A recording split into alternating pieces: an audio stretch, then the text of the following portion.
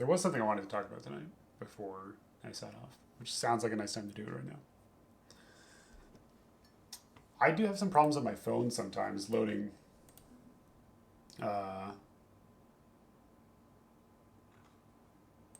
loading the videos. Yeah, on my phone I have issues with them loading. On my PC I never have an issue.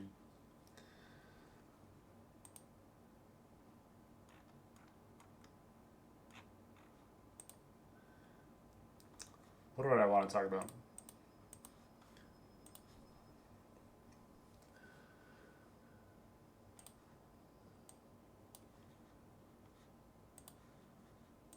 So I want to talk a little bit about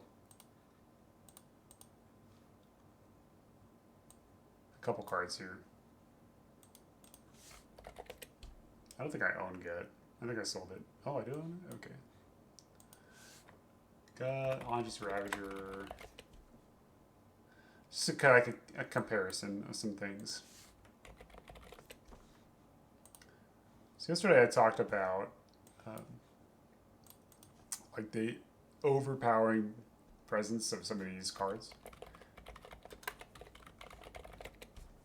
particularly Gut and Broadside Bombardiers. They're both extremely good. It's hard to say which is better between these two. I think these two are better than these two. Um, and between Gut and Bombardiers, it's hard to say which is better. Today, Bombardiers didn't really perform so well for us. It's still an exceptionally powerful card. There are ways to beat Gut fairly easily, but it's not about whether or not it's beatable. It's just about like what's the upside of this card. These versus each other. Bombardiers does a lot of damage. This does a lot of damage. These do less damage. So I was thinking today about like the nature of these cards and design to their respective intended formats. All of these are commander cards. Lelia, it's really printed in this order here. Aegis Ravager is the first one. Is that true? Yes, it's from like Commander 2019, right? So this is the first commander cards, and then so on. This is in chronological order. At this point in time, the red 3 mana plays are extremely powerful. We can put Fable in here. Fable is a standard card. So there's notably some standard cards you could consider. This would be the best one for sure. And then there's a couple lesser cards. Professional Facebreaker, and then like maybe Devilish Valet. The red 3 mana slot has had the best, probably the best improvement of any given mana slot and any color.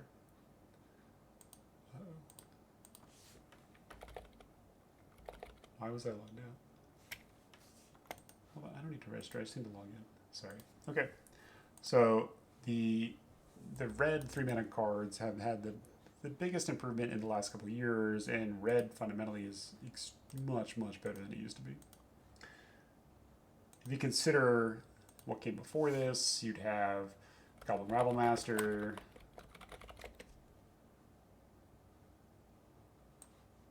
you'd have Rampaging Ferocidons,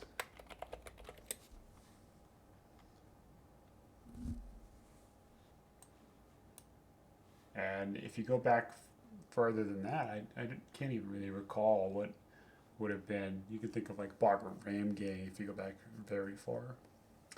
But so if we look at these compared to all these are clearly the least powerful, I think. You could compare Goblin Rabblemaster to these three from standard right now. I personally think it's worse than these. Some people still like Rabblemaster a good amount. But we're not necessarily talking about these. These are just here as a comparison to these cards. So we can see kind of the before, the transitional stage, the after, and then maybe the alternatives here. You can only reason we have so many 3 mana red creatures in a cube. And so there's only going to be probably 4 or 5 of them, depending on how many cards you have and so on. And the ones you pick will have a pretty significant effect on the cube. So I'm not necessarily interested in talking about cube construction at the moment, but what I was thinking about was these 4 cards and how these two were improved into these two, and how that's had an effect on Cube. Now, I personally think it's negative. That's a personal judgment. But if you like them, then that's your own prerogative to deal with. So I think that these two are weakly designed for two-player formats, but actually well designed for four-player formats. And if we think about incentive structure in Commander and the four-player nature of it, and then the typical pitfalls of Commander gameplay, which is stalemates and board stalls, it seems to me that there's a desire to develop cards that incentivize combat, right? And I recently played the Fallout Commander decks. So they're really fun to play, and a lot of them you get a lot of cards and a lot of value, but you do so not exclusively, but frequently through the combat step. Like Caesar has an attack trigger, or like whenever you attack, kind of like Gut. And then like the Naya deck is a aura deck, and it's trying to attack, and it has things that deal. It has like saboteur effects, like when they deal combat damage, you get a bonus, and so on. There's lots of these benefits to moving into the combat step to keep the game moving, because otherwise the game just stalls, and the only way to win is through a giant sweeper or an infinite combo, which players tend not to like. So, especially in the color red, we need something that is red in identity, but also provides value in some way. So I look at these four designs here, and I see like different attempted solutions to this issue. It's likely that the red deck is going to be the one that instigates the most action, even though the white deck typically has more creatures in nature. The red is it's just the most aggressive color in Spirit. So it's going to have things that look towards moving into the combat step. So, what's the difference between these two cards and these two cards? We'll move these cards over here for now.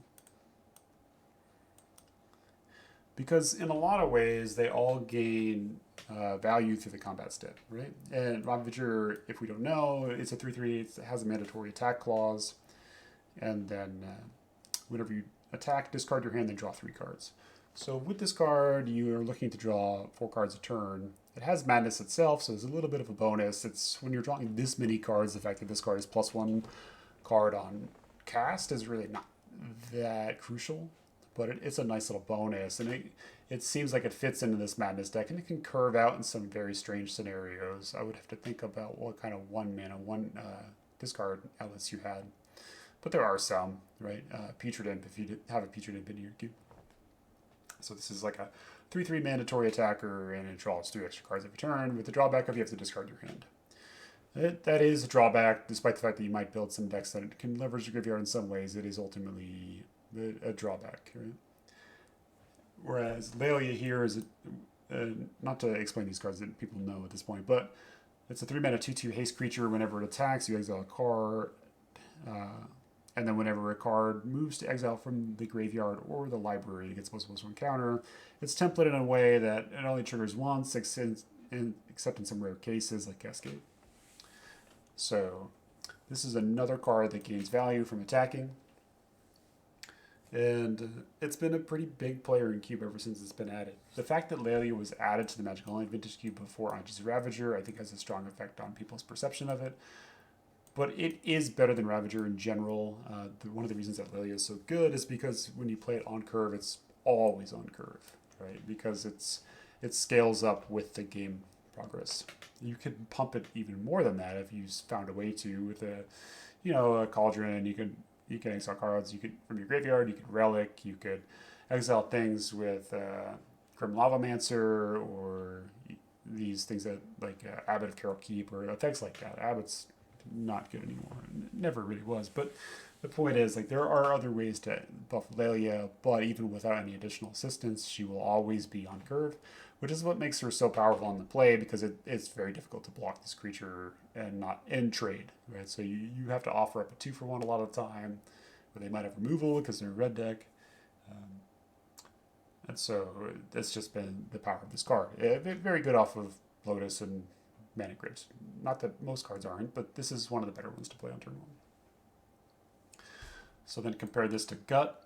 it says it's 3 mana 2/2. Whenever you attack, you can sack a creature or artifact. If you do, put a 4/1 skeleton with menace into play tapped and attacking. So on resolution, given the proper board state, this does more damage than this and is harder to block, but doesn't give you access to additional cards. So there is like some trade-offs here. And then Broadside Bombardiers is a 3 mana 2/2 menace haste creature with a boast. Sack a creature or artifact, notably the same restriction as got to deal X+2 to any target where X is the mana value of the card you sack. So the big difference between these two and these two is that these two cards have to participate in combat, and then these two cards kind of don't. We could even bring in another card here. Headliner. So this is the newest edition as well, right? Like Headliner kind of has to participate in combat.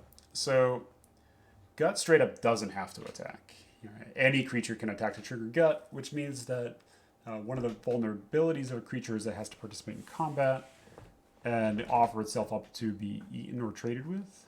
And Gut never has to do that. Just ever, at all. And so you have to kill this card with targeted removal, or just kill everything on the board.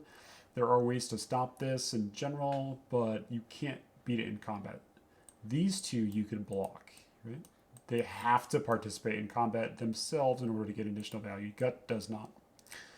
Now, Broadside Bombardiers does have to attack, but it's essentially unblockable, right? Because you have Menace, and then you can sack something to kill one of their creatures. So they would need 3 blockers to block this card. And so on curve, this card's essentially unblockable. And then it will continue to be that way because like you go 1, 2, 3, or you go 2, 3, and then you attack here, sack a creature or Mox or something, kill their blocker, and you could just continually shoot their second blocker so it can never be blocked. Eventually you just go to the face. Like you're trading, there's lots of ways to generate tokens, so you're just kind of trading nothing for one of their creatures every turn. So these two cards, while they do gain value in the combat step, they don't have to make themselves vulnerable to blocking, which is why they're so much more powerful than these two. I think, and then Headliner Scarlet here, it says when it comes into play, target player can't block this turn. So her value is actually totally unrelated to combat, but she does gain additional value from the combat step the turn you play it by killing a planeswalker or doing a bunch of damage or something like that. So she never has to make herself vulnerable either. So there's this kind of like temptation to group these cards together to say that these cards all gain value from the combat step, which is fitting for a red card, right? But they actually kind of don't. Like the combat step has to happen for them to get value, but these two and then this one less so, they don't have to make themselves vulnerable. This one just triggers on upkeep. This one you just get an extra card every turn for nothing. Right? So it's interesting to me that this is the linear development of these cards. Like this is the first one, second, third, fourth, and fifth. This is, I guess, not to say the same thing for the third time, but these are in chronological order. And to me, you can kind of see an idea being worked out with respect to the Commander format. Meaning, like, we want red to be red, therefore it has to be aggressive. We need to incentivize action in combat and Commander.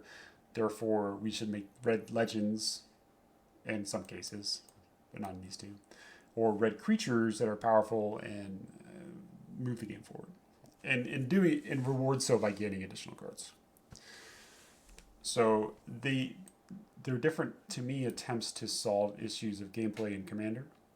And then the improvement from these two is that they don't have to participate in combat anymore. They are creatures. They are still vulnerable to creature removal, which is the most common kind of removal. But, they'll continue to gain value as the game progresses without making themselves vulnerable to blockers. Whereas these two, this one has to attack just in general, right? So if they have a 4/4, it dies. And then this one has to continue to attack to get extra cards, and it gets bigger, right? So at some point, if they play a 5/5, when lays at 3/3, it just can't attack anymore. I think this is net positive for Commander because if these cards had to make themselves vulnerable, they would work once and then die. right? Or maybe once or twice, and therefore like their goal of having a long lasting effect on the gameplay of like incentivizing action, it the reward won't be high enough for them to be like reasonable players in that multiplayer format. Whereas so like these cards would probably just die really quickly, right? The downside of that is that participating in combat is one of the primary ways to balance creatures that have stats essentially in two-player games, and the game kind of begins to fall apart when one player can gain value during the combat step but never have to make their creatures vulnerable.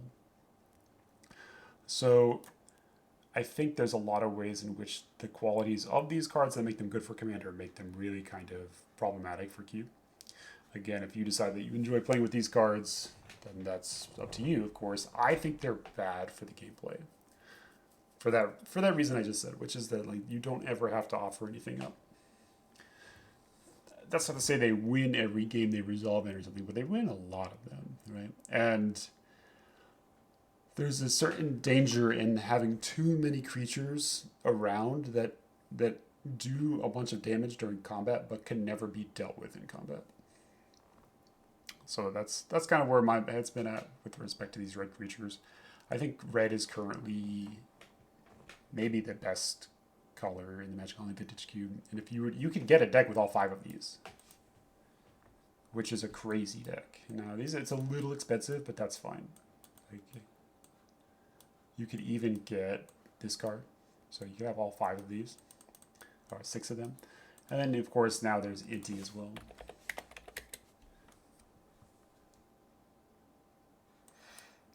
So, hey, thanks, Akimat.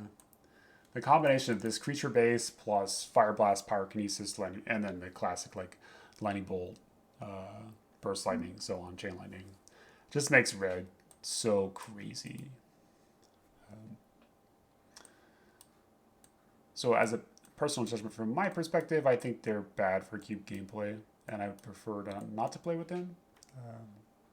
And I think what's going to happen as time progresses and more commander sets get released is that there's going to have to be a moment when cube designers ask themselves, like, is this card good for fun gameplay? Like, it's okay to want to play really powerful things. I want to play with Moxes and Lotus and Time Walk. I really enjoy playing with those cards. But I think that it's possible to craft a format that uses those and yet still exemplifies or amplifies the core gameplay of Magic and is fun. You're still going to get blown out by Lotus sometimes. You're still going to get blown out by Time Walk, but you at least play a game that's resembling a two-player game of Magic rather than a game that is kind of skipping over a two-player game of Magic. Anyways, those are some thoughts I had about red commander cards today. Oh, yeah, that's probably why you're the trophy leader, man. How's it going? When I saw you follow yesterday, I was like, I know that name, and then